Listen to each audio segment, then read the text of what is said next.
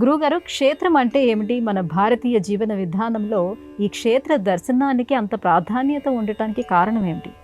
క్షేత్రం అంటే సాధారణ అర్థము పొలము అని. క్షేత్రము అంటే మానవ దేహం. ఇదం శరీరం కౌంతేయ క్షేత్రమితి అభిధీయతే అంటూ 13వ అధ్యాయంలో మొట్టమొదటి శ్లోకం క్షేత్రయజ్ఞ విభాగ యుగంలో శ్రీకృష్ణుడు తెలియజేస్తాడు.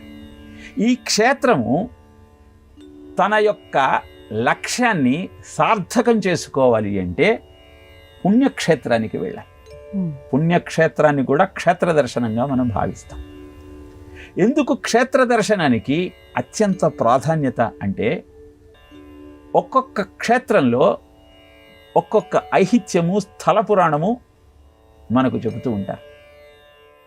అక్కడ ఒక మహర్షి దీర్ఘకాలం తపస్సు చేసిన కారణంగా పరమాత్మ వ్యక్తుడవుతాడు. శృంగేరిలో ప్రసవిస్తున్న కప్పకు పాము తన పడగతో నీడను అందించి దాని ప్రసవానికి సహాయం చేసింది.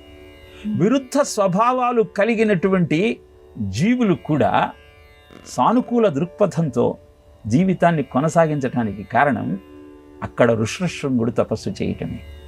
ఇలా ఒక క్షేత్రంలో ఋషి తపశ్శక్తి, ఆ తపశ్శక్తి కారణంగా ఆవిర్భవించినటువంటి భగవంతుడి యొక్క దైవీ శక్తి రెండు మిళితమై ఉన్న కారణాన ఆ క్షేత్ర దర్శనము ప్రతి వారిలో ఉన్నటువంటి వాసనా దోషాలను దూరం చేసి జీవనాన్ని సరైన దిశలో ముందుకు నడిపిస్తాయి.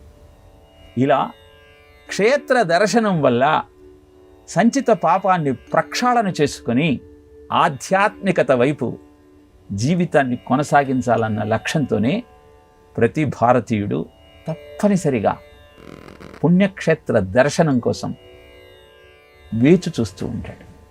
పూర్వజన్మ సుకృతం ద్వారా మాత్రమే ఆ కోరిక ఫలిస్తుంది అని ప్రతి భారతీయుడి విశ్వాసం.